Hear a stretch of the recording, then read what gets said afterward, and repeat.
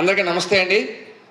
ముందుగా ఇక్కడున్న నాన్నలకి, మన నాన్నలకి, ప్రపంచంలో ఉన్న నాన్నలందరికీ హ్యాపీ ఫాదర్స్ డే. ఈరోజు ఈ డేట్ ఎందుకు ఫిక్స్ చేశారనుకున్నాను మా డైరెక్టర్ గారు. అది ఆయన ఫాదర్కి ఫాదర్స్ డే చెప్పడానికి అని చెప్పేసి ఇది ఫిక్స్ చేశారనుకుంటున్నా మా డైరెక్టర్ గారు ఎందుకంటే మా డైరెక్టర్ గారు ఫాదర్ కూడా ఎప్పుడు ప్రతిరోజు సెట్లో ఆయన చేస్తుంటే దూరం నుంచి చూస్తూ మురిసిపోతూ ఉంటారన్నమాట. సో అలాంటి నాన్నలందరికీ మా నింద టీం తరపు నుంచి హ్యాపీ ఫాదర్స్ డే. ముందుగా నింద సినిమా మా హీరో మనకి హ్యాపీ డేస్ నుంచి కొత్త బంగారు లోకం అవన్నీ ఒక ఎత్తు, ఈ సినిమా ఇంకో ఎత్తు అని చెప్పడం ఎటువంటి సందేహం లేదు. మేము సినిమాలో చేసాం ఇంకా చెప్పడం లేదు, సినిమా చూసిన తర్వాత ప్రతి ఒక్కరూ చెప్తారు. దాని తర్వాత ఆయనకి ఒక ప్రాబ్లం, ఒక ఫ్రాక్చర్ అయింది షూటింగ్లో.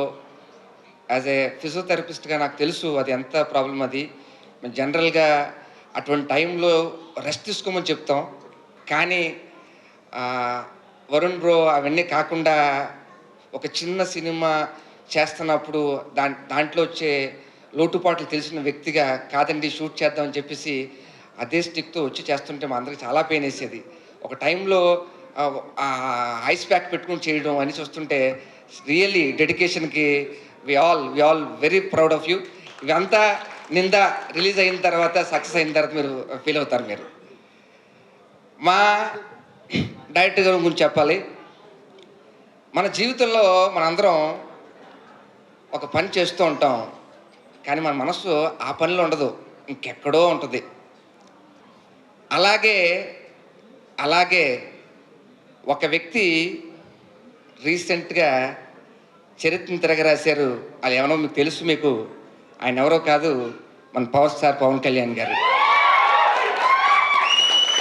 ఆయనకి సినిమా అంటే ఇష్టం లేదు, అయినా సినిమా చేస్తున్నారు.